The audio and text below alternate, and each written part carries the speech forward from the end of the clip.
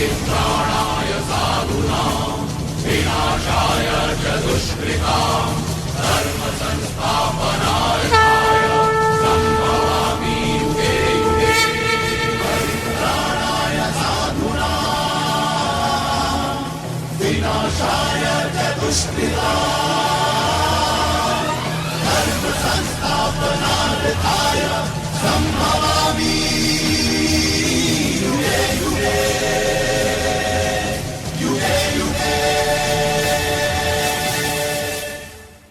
नमो वितराय, नमो वैजन्ताय, नमो सिद्धाय, नमो आयुर्वेदाय, नमो वज्राय, नमो वै सर्वसाधन, ऐसो पंचनमो काहो, सर्व पापप्रणाशनम, मंगलानि सर्वेषु, परमं भयमंगलम्।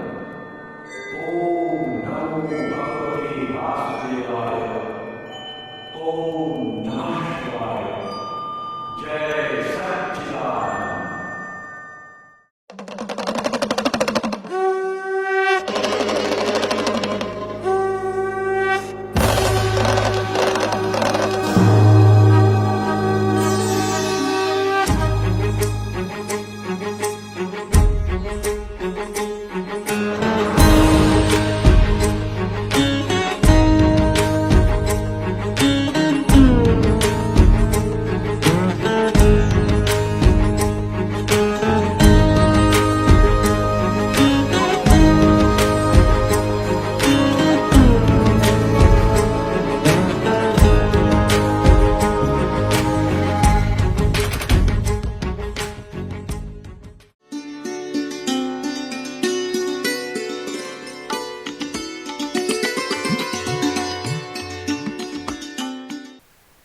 આ પૃથ્વી ઉપર અત્યારે વર્તમાનમાં જેને આપણે દુનિયા કહીએ, જગત કહીએ અથવા વિશ્વ કહીએ, એવી આ દુનિયામાં 6 ખંડમાં કુલ 210 દેશો અત્યારે વર્તમાનમાં આવેલા છે.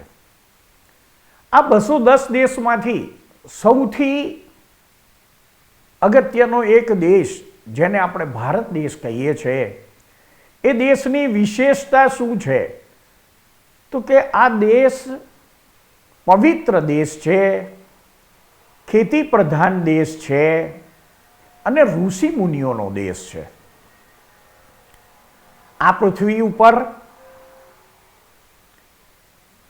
ઘણા બધા દિવ્ય સંતો, મહંતો, જ્ઞાની પુરુષો, ભગવાનો અને પરમાત્મા, આ બધાનો જન્મ છે ને માત્ર ભારત દેશમાં જ થયો છે. જેટલા પણ ભગવાન અત્યારે ભારતીય સંસ્કૃતિના મૂળભૂત વેદ, ઉપનિષદ અને પુરાણ ગ્રંથોમાં વર્ણવેલા છે, તે તમામ ભગવાન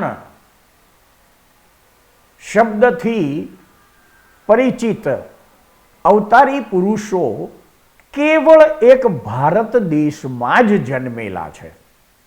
આ પૃથ્વી ઉપરના બાકીના 209 દેશમાં કોઈ પણ દેશમાં ભગવાન જન્મેલા નથી. આ ભારત એ પવિત્ર દેશ છે, કારણ કે આ ઋષિ મુનિઓનો દેશ છે. લાખો ઋષિ મુનિઓ આ ભારત દેશમાં જન્મ્યા અને તેમના વંશજોને ઋષિનું ગોત્ર પ્રાપ્ત થયું. એવો આ ભારત દેશ ખૂબ પવિત્ર છે અને આ તમામ દિવ્ય પુરુષો જે ભારત દેશમાં જન્મ્યા, તેમનો અંતરાશય જીવ માત્રનું કલ્યાણ થાય એવો હતો. આ પૃથ્વી ઉપરના પ્રત્યેક મનુષ્યને પોતાનું કલ્યાણ થાય એવી જ ઈચ્છા હોય છે અને આ ભારત દેશની અંદર જન્મેલા તમામ દિવ્ય પુરુષો, જ્ઞાની પુરુષો, ભગવાનો અને તીર્થંકર પરમાત્મા આ બધાનો જન્મ છે ને ભારતમાં થયો અને આ બધાનો અંતરાશય શું છે? જીવ માત્રનું કલ્યાણ થાય. આ શિવ શબ્દ સમજવા જેવો છે. શિવનો સીધો સાદો અર્થ થાય છે કલ્યાણ. તો કે જીવ માત્રને પોતાના કલ્યાણની ઈચ્છા છે અને આ ભારત દેશનું સદભાગ્ય જુઓ કે ભારત દેશમાં જન્મેલા તમામ સંતો, મહંતો, સંન્યાસીઓ, અવતારી પુરુષો, ભગવાનો અને જૈન દર્શનમાં જેમને તીર્થંકર પરમાત્મા કહેવામાં આવે છે તેઓ બધા ભારતમાં જન્મ્યા છે. અન્ય કોઈ દેશમાં ભગવાન કે તીર્થંકર પરમાત્માનો જન્મ થતો નથી. આ બ્રહ્માંડનું એક સૌથી મોટું આશ્ચર્ય છે કે જેટલા પણ દેવલોકો છે એ લોકો પણ પોતાનું આયુષ્ય પૂર્ણ થતાં પોતાનો જન્મ ભારત દેશમાં થાય તેવું ઈચ્છે છે. બધાની ઈચ્છા પ્રમાણે એમનો જન્મ થતો નથી, પણ દેવલોકો પણ ભારતમાં જન્મ થાય તેવું ઈચ્છે છે.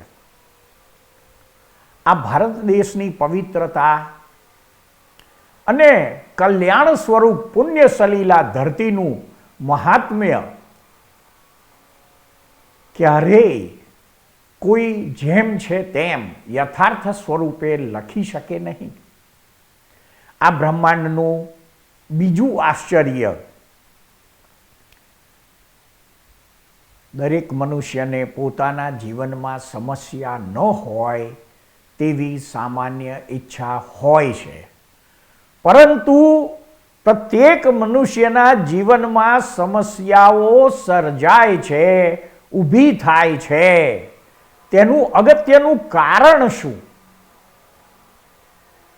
તો કે પ્રત્યેક મનુષ્યે વાંચેલી, સાંભળેલી અને જોયેલી વસ્તુ સમજેલી હોતી નથી, તેથી જ સમસ્યાઓ સર્જાય છે. આપણે જીવનમાં ઘણા બધા શબ્દો સાંભળેલા હોય છે પણ સમજેલા હોતા નથી. હવે એવા કેટલાક શબ્દો જે રોજબરોજ જેના વિના આપણું જીવન ચાલી જ ન શકે, જેમ કે મનુષ્ય માત્રની પ્રાથમિક જરૂરિયાત તો કે રહેવાની જગ્યા, જેને આપણે ઘર અથવા મકાન કહીએ. લોકભોગ્ય ભાષામાં ઘર અને મકાન એક જ કહેવાય એવી લોકોની માન્યતા છે. વાસ્તવિકતા તદ્દન જુદી છે, વિપરીત છે. ઘર અને મકાન વચ્ચે આસમાન અને જમીન જેટલો તફાવત છે. આ બંને શબ્દો પૃથ્વી પરના પ્રત્યેક મનુષ્યે સાંભળેલા છે પણ સમજેલા નથી. આ પૃથ્વી પર રહેનાર પ્રત્યેક મનુષ્યની પાસે મકાન હોઈ શકે, પરંતુ ઘર બધાની પાસે હોતું નથી. બહુ જ અલ્પ માણસો પાસે ઘર હોય છે. હવે અંગ્રેજી ભાષાની વાત કરીએ તો અંગ્રેજીમાં ઘરને માટે હોમ શબ્દ વપરાયો છે, જ્યારે મકાન માટે હાઉસ શબ્દ વપરાય છે. આ બંને શબ્દો સાંભળેલા હોવા છતાં આપણે સમજેલા નથી. એ છે ને સૌથી પહેલી સમસ્યાનું કારણ છે કે કોઈ પણ વિદ્વાન અથવા બુદ્ધિશાળી માણસને પણ જ્યારે પૂછવામાં આવે કે આપ ઘરમાં રહો છો કે મકાનમાં, તો મોટા ભાગના મનુષ્યો આનો ઉત્તર ખોટો આપવાના છે. સામાન્ય રીતે બધા જ એવું કહેશે કે અમે ઘરમાં રહીએ છીએ, પણ ખરેખર આ સાચો ઉત્તર નથી. કારણ કે ઘર અને મકાન શબ્દની આપણે 3 વ્યાખ્યા શાસ્ત્ર મુજબ સમજવાનો પ્રયત્ન કરીશું. તો કે ઘર શબ્દની પહેલી વ્યાખ્યા છે જ્યાં મુખ્ય પ્રવેશ દ્વાર પાસે સાગ અથવા સીસમના લાકડાનો ઉમરો હોય તેને ઘર કહેવાય. તો કે મકાન કોને કહેવાય? તો કે જ્યાં મુખ્ય પ્રવેશ દ્વાર પાસે વિટ્રીફાઈડ ટાઇલ્સ અથવા માર્બલ્સ એટલે કે આરસ પહાણ અથવા ગ્રેનાઇટનો અથવા કોઈ પણ પ્રકારના રંગબેરંગી પથ્થરોનો કે સ્ફટિક જેવા કાચના ઉમરા હોય તેને મકાન કહેવાય. હવે ઘરની બીજી વ્યાખ્યા કે જ્યાં 3 પેઢી સાથે બેસીને ભોજન અને ભજન કરતી હોય તેને ઘર કહેવાય. જ્યારે મકાનમાં આજે આધુનિકતાની ફેશનના નામે લોકો સાથે બેસીને કદાચ ભોજન કરતા હોય પણ ભજન કરતા નથી, તો એ મકાન કહેવાય છે. ત્રીજી ઘરની વ્યાખ્યા શાસ્ત્ર પ્રમાણે કે જ્યાં આગળ વાસ્તુશાસ્ત્રના નિયમો મુજબ અગ્નિ ખૂણામાં રસોડું હોય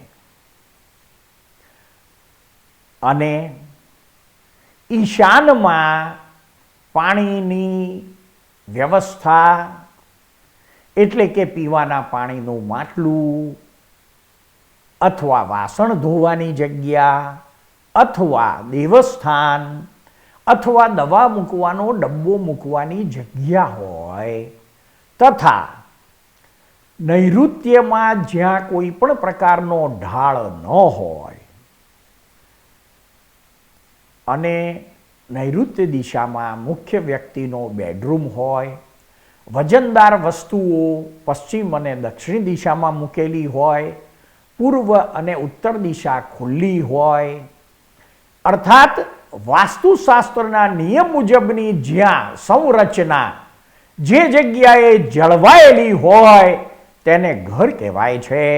જ્યારે મકાનની અંદર આધુનિક સુખ સગવડના સાધનો અને ફેશન ઉપલબ્ધ હોય પરંતુ વાસ્તુશાસ્ત્રના નિયમો જળવાયેલા ના હોય તો તેને મકાન કહેવાય છે. તો કે આવા આપણે જે સાંપ્રત સમાજમાં રહીએ છીએ તેમાં રહેતા અને આ પૃથ્વી પર રહેતા તમામ મનુષ્યોનું આ દુર્ભાગ્ય છે કે તેમણે સાંભળેલા, વાંચેલા અને જોયેલી વસ્તુ અને વાતો સમજેલી હોતી નથી, તેથી જ સમસ્યાઓ સર્જાય છે. આપણે કલ્યાણ શબ્દની અગાઉ વાત કરી તો કે આ પૃથ્વી ઉપર શિવ શબ્દનો શાબ્દિક અર્થ થાય છે કલ્યાણ. તો કે ભાઈ આપણે શિવ અને શંકર એ બંને શબ્દો સાંભળેલા છે પણ આપણે બંનેને એક જ કહીએ છીએ. હકીકતમાં આ બંનેમાં આસમાન અને જમીન જેટલો તફાવત છે. જે પુરુષો આ પૃથ્વી ઉપર કલ્યાણ સ્વરૂપ થયા અને જેમનામાં પોતાનું અને અન્યનું કલ્યાણ કરવાની શક્તિઓ પ્રગટ થઈ છે તે તમામ મનુષ્યોને આપણે શિવ કહી શકીએ પણ બધાને શંકર ના કહી શકીએ. ભારતીય સંસ્કૃતિનો આધાર ગણાતા વેદ, ઉપનિષદ અને પુરાણોમાં બ્રહ્મા, વિષ્ણુ અને મહેશ શબ્દનો ઉલ્લેખ થયો છે. ક્યાંય શિવ શબ્દનો ઉલ્લેખ નથી થયો. શિવ અને શંકર વચ્ચે આસમાન અને જમીન જેટલો તફાવત છે. તો કે ભાઈ શિવ એટલે કલ્યાણ સ્વરૂપ. હવે આવા કલ્યાણ સ્વરૂપ પુરુષો આ ભારત દેશમાં જન્મે છે. એમને આપણે અવતારી પુરુષો પણ કહીએ છીએ. તો કે તમામ અવતારી પુરુષો જેમનું પોતાનું જે પોતે અન્યના કલ્યાણમાં નિમિત્ત બની શકે છે તે બધાને શિવ કહી શકાય. અને સૌથી મોટા તીર્થંકર પરમાત્મા જેમની ભાવના જીવ માત્રનું કલ્યાણ થાય એવી હોય છે, એટલે તેમને શિવ સ્વરૂપ ગણવામાં આવે છે. વર્તમાન અવસર્પિણી કાળમાં અત્યારે જે કાળ ચાલી રહ્યો છે એ વર્તમાન અવસર્પિણી કાળના ત્રીજા આરાના અંતે આ ભરત ક્ષેત્રના ભારત દેશમાં વર્તમાન 24ના પ્રથમ તીર્થંકર પરમાત્મા શ્રી વૃષભદેવનો જન્મ થયો હતો. તે વર્તમાન 24ના પ્રથમ તીર્થંકર હતા. તેમણે આ પૃથ્વી ઉપર ધર્મની શરૂઆત કરી અને તેથી તે આદિનાથ કહેવાયા. તેમના થકી આ પૃથ્વી ઉપર ધર્મની શરૂઆત થઈ અને ધર્મની શરૂઆતમાં તેમના મુખે જીવ માત્રને સુખ અને શાંતિ મળે તથા મનુષ્ય માત્રનું કલ્યાણ થાય તે હેતુથી 3 મંત્રો નીકળ્યા હતા. અર્થાત શ્રી વૃષભદેવ તીર્થંકર પરમાત્માએ મનુષ્યોને 3 મંત્રો સાથે બોલવાનું સૂચન કર્યું અને આજ્ઞા આપી હતી. એ 3 મંત્રોમાં પ્રથમ મંત્ર જૈનનો નવકાર મહામંત્ર ગણવામાં આવે છે, જેમાં પંચ પરમેષ્ઠી ભગવંતોને નમસ્કાર થાય છે. તે 68 અક્ષરનો મંત્ર છે. બીજો મંત્ર હતો ઓમ નમો ભગવતે વાસુદેવાય. અર્થાત એક આરામાં એટલે કે સૃષ્ટિ ચક્રના ઉત્સર્પિણી અને અવસર્પિણી, આ અવસર્પિણી કાળના 6 આરા. હવે એક ઉત્સર્પિણી ચક્ર છે અને એક અવસર્પિણી ચક્ર છે.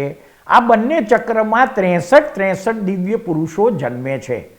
તો કે આ અવસર્પિણી કાળના ત્રીજા આરામાં પ્રથમ તીર્થંકર પરમાત્મા શ્રી વૃષભદેવનો જન્મ થયો. ત્યાર પછી 63 દિવ્ય પુરુષો જન્મે છે. તેમાં 24 તીર્થંકરો હોય છે, 12 ચક્રવર્તીઓ હોય છે, 9 વાસુદેવ હોય છે, 9 બલરામ હોય છે અને 9 પ્રતિવાસુદેવ હોય છે. એમ કરીને કુલ 63 દિવ્ય પુરુષો ઉત્સર્પિણી કાળમાં અને અવસર્પિણી કાળમાં જન્મે છે. ઉત્સર્પિણી કાળ એટલો ચડતો કાળ છે. અત્યારે અવસર્પિણી કાળ એટલે ઉતરતો કાળ, એટલે કે શરીરની ઊંચાઈ, આયુષ્ય, શક્તિ બધું ધીમે ધીમે ઘટતું જાય. વર્તમાન અવસર્પિણી કાળમાં જ્યારે વૃષભદેવ પરમાત્માનો જન્મ થયો ત્યારે વૃષભદેવ પરમાત્માના શરીરની ઊંચાઈ 500 ધનુષ્યની અર્થાત 1500 ફૂટની ઊંચાઈ હતી. હવે આજે સામાન્ય રીતે આ 5મો આરો ચાલે છે ત્યારે સામાન્ય ઊંચાઈ મનુષ્યના શરીરની 5 ફૂટ થઈ ગઈ છે. તે સમયમાં વૃષભદેવ પરમાત્માએ પોતાના 98 પુત્રોને દીક્ષા આપી હતી અને ભરત ચક્રવર્તીને પોતાને પણ દીક્ષા લેવાની ઈચ્છા હતી, છતાં વૃષભદેવ પરમાત્માએ પોતાના કેવળ જ્ઞાનમાં જોઈને તેને આદેશ અને આજ્ઞા આપી કે ભાઈ તારે ચક્રવર્તી તરીકે રાજ્ય ચલાવવાનું છે અને તારો પણ આ જ જન્મમાં મોક્ષ થશે એ માટે હું તને એક વિશેષ પ્રકારનું જ્ઞાન પ્રદાન કરીશ. એવું તે વખતે અક્રમ જ્ઞાન ઋષભદેવ પરમાત્માએ શ્રી ભરત ચક્રવર્તીને આપેલું. આ ભરત ચક્રવર્તીનો એક પુત્ર મરીચી નામનો હતો. એ મરીચી નામના પુત્ર પાસે ઋષભદેવ પરમાત્માએ 8 ગ્રંથો લખાયા હતા. એમાં 4 અનુયોગ હતા: દ્રવ્યાનુયોગ, ચરણાનુયોગ, ગણિતાનુયોગ અને કથાનુયોગ. આ 4 અનુયોગમાંથી 45 આગમો બહાર પડેલા અને બાકીના 4 વેદ લખાવેલા. નમો વિતરાગાય, નમો અરિહંતાણમ, નમો સિદ્ધાણમ, નમો આયર્યાણમ, નમો વજ્રાયાણમ, નમો લોહી સૌ સાહુણમ, ऐसो पंचणमुक्कारो सौ पावपणासनो मंगलाणं च सौवेसिं पडमं हवै मंगलम्. ओम नमो भगवते वासुदेवाय. ओम नमः शिवाय. जय सच्चिदानंद. આ મંત્રો ભગવાને વહેંચવાના નહોતા કીધા. મંદિરો વહેંચજો, દેરાસર વહેંચજો, અન્ય વસ્તુઓ વહેંચજો, પણ સુખ શાંતિ માટે 3 મંત્રો સાથે બોલજો. એમાં પ્રથમ મંત્ર નવકાર હતો. બીજો મંત્ર જે ઓમ નમો ભગવતે વાસુદેવાય, તો કે એમાં એક ચક્રના ઉત્સર્પિણી અને અવસર્પિણી નામના જે 2 ચક્ર છે, એ ચક્રમાં થતા આ જે 63 શલાખા પુરુષો છે, એમાં 9 વાસુદેવને આ એક જ મંત્ર દ્વારા નમસ્કાર પહોંચે છે. અને ત્રીજો મંત્ર હતો ઓમ નમઃ શિવાય. ઓમ નમઃ શિવાય એટલે અગાઉ આપણે જોયું કે આ પૃથ્વી ઉપર જે મનુષ્યો પોતાનું અને અન્યનું કલ્યાણ કરવામાં નિમિત્ત બન્યા, તેવા પ્રત્યેકને શિવ ગણવામાં આવે છે, શિવ કહેવામાં આવે છે, શિવ માનવામાં આવે છે. કારણ કે શિવ શબ્દનો સીધો અર્થ થાય છે કલ્યાણ. તો કે આપણે આ 3 મંત્રો જે વૃષભદેવ પરમાત્માએ સાથે બોલવાના કીધા હતા, એ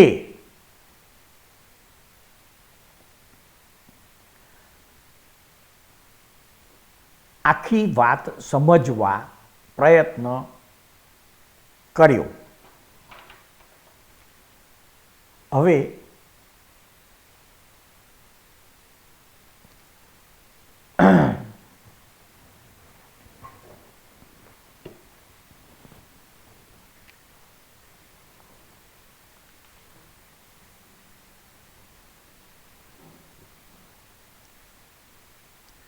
આ 3 મંત્રો સાથે બોલવાની આજ્ઞા અને સૂચન વૃષભદેવ પરમાત્માએ કરેલ. આજે વર્તમાન અવસર્પિણી કાળનો 5મો આરો ચાલે છે અને આ 5મા આરામાં પણ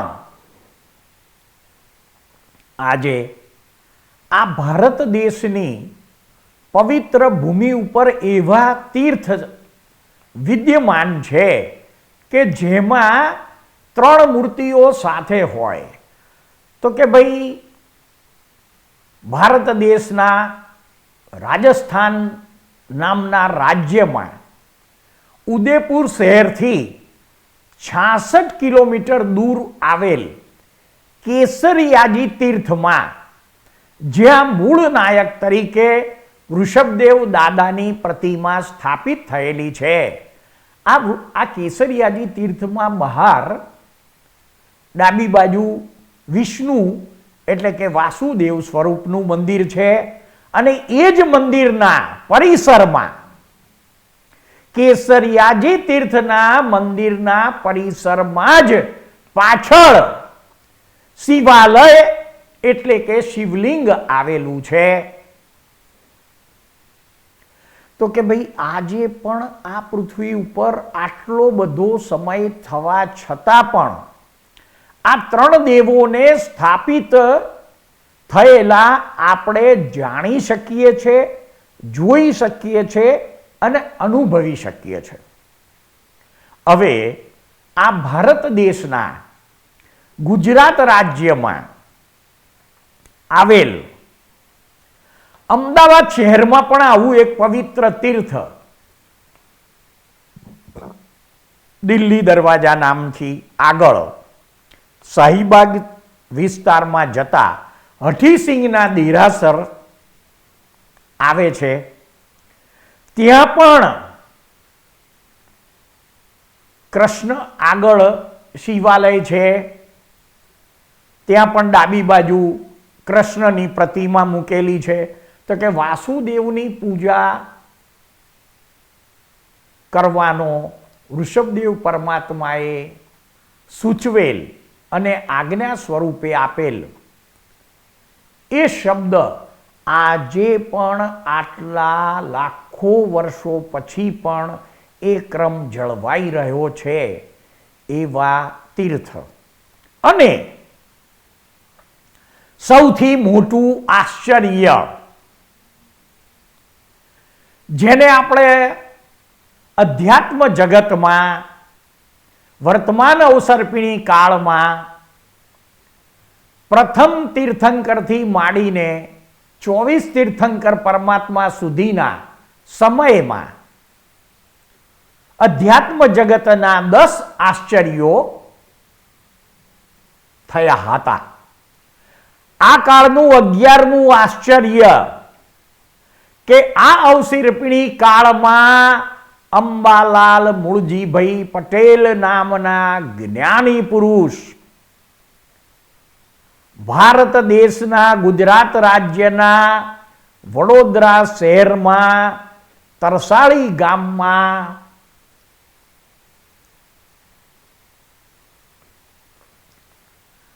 આઠ 11/1908 રોજ જન્મેલા અને તેમને 1958ની સાલમાં અર્થાત 50 વર્ષની ઉંમરે સ્વયં બુદ્ધ પુરુષ તરીકે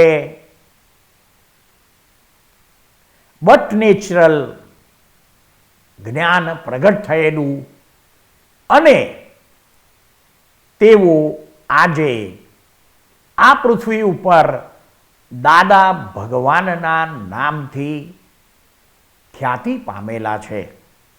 આવા દાદા ભગવાને દર 10 લાખ વર્ષ પછી જે જ્ઞાન વૃષભદેવ પરમાત્માએ પોતાના પુત્ર ભરત ચક્રવર્તીને આપેલું તેવું જ અક્રમ વિજ્ઞાન 10 લાખ વર્ષ પછી પોતે નિમિત્ત બનીને પોતાને ભેગા થનાર અને જે મોક્ષે જવાનું પુણ્ય લઈને આવેલા તેવા તમામ જીવોને તેમણે આ અક્રમ જ્ઞાન આપ્યું. અને આવા દાદા ભગવાને આ ત્રિમંત્ર પણ જે આટલા વર્ષોમાં વિખૂટા પડી ગયેલા તેને ભેગા કરવાના કાર્યમાં નિમિત્ત બન્યા. અને આ અક્રમ વિજ્ઞાનના પ્રભાવે આજે લોકો સુખ, શાંતિ અને પોતાનું કલ્યાણ કરી શકવામાં સમર્થ બન્યા. આ અક્રમ વિજ્ઞાન ઋષભદેવ પરમાત્માએ ભરત ચક્રવર્તીને આપેલું અને તે અક્રમ વિજ્ઞાનના પ્રભાવે ભરત ચક્રવર્તી 60,000 વર્ષો સુધી 6 ખંડ પૃથ્વીના જીતવા માટે પંચેન્દ્રિયો જીવોની હિંસા અર્થાત યુદ્ધ કરવા છતાં અને નિયમ મુજબ ચક્રવર્તીને 64,000 રાણીઓ હોય છે, તેમની સાથે ભોગો ભોગવવા છતાં પણ આ અક્રમ વિજ્ઞાનના પ્રભાવે તે જ ભવમાં કેવળ જ્ઞાન પામીને મોક્ષે ગયા. એવું જ અક્રમ વિજ્ઞાન દાદા ભગવાને આ અવસર્પિણી કાળના 5મા આરામાં, જેને દુષમ કાળ કહેવાય છે, જેને વેદાંત પરિભાષામાં કળિયુગ કહીએ, એક ક્ષણ પણ મનુષ્યને કળ ના વળે, ચેન ના પડે, એવા કળિયુગમાં પણ અર્થાત આધિ વ્યાધિ અને ઉપાધિમાં પણ સમાધિ હાજર રહે એવું અક્રમ વિજ્ઞાન દાદા ભગવાને આપણને આ કાળમાં આપવામાં નિમિત્ત બન્યા. એ આ કાળનું 11મું આશ્ચર્ય છે.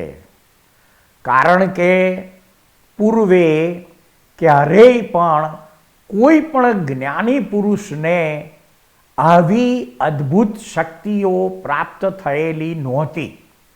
પરંતુ અંબાલાલ મૂળજીભાઈ પટેલ એવા જ્ઞાની પુરુષ હતા કે જેમને એવી દિવ્ય શક્તિઓ પ્રાપ્ત થઈ, અર્થાત 24 તીર્થંકરની ભેગી શક્તિઓ એમનામાં પ્રગટ થયેલી, અને તે દેવોને પણ વરદાન આપી શકે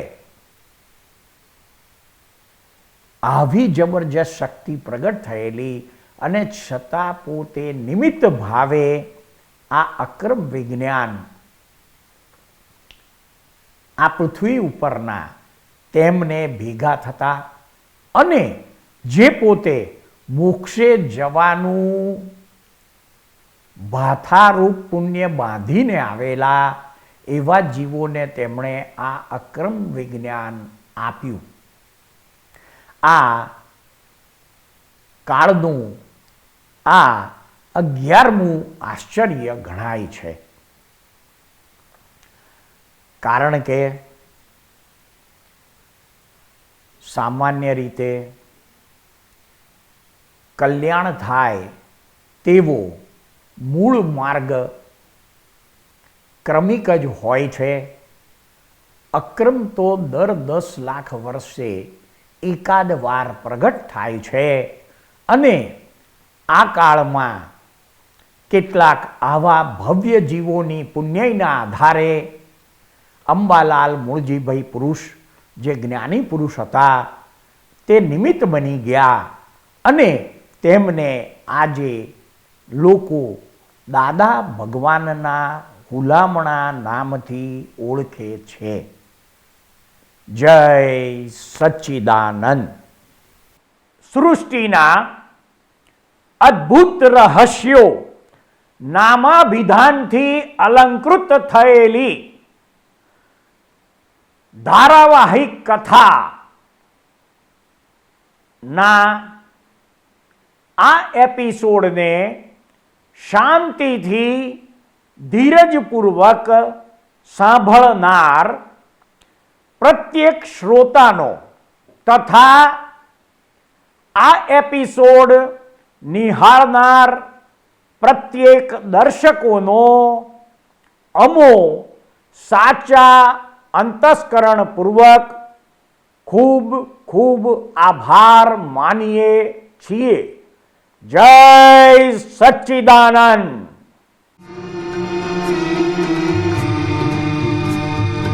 આ દુનિયામાં સર્વે જીવને સુખ ને શાંતિ હુજૂરી. આ દુનિયામાં સર્વે જીવને સુખ ને શાંતિ હુજૂરી.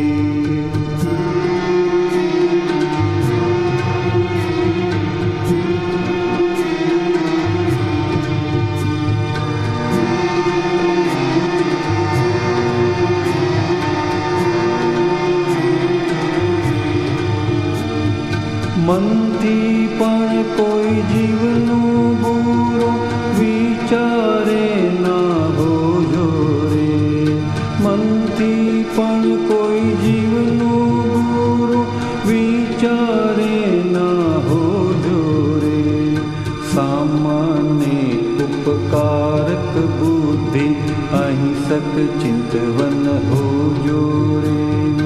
सामने उपकारक बुद्धि अहिंसक चिंतवन हो जोरे। आ दुनिया में सर्वे जीवने सुख ने शांति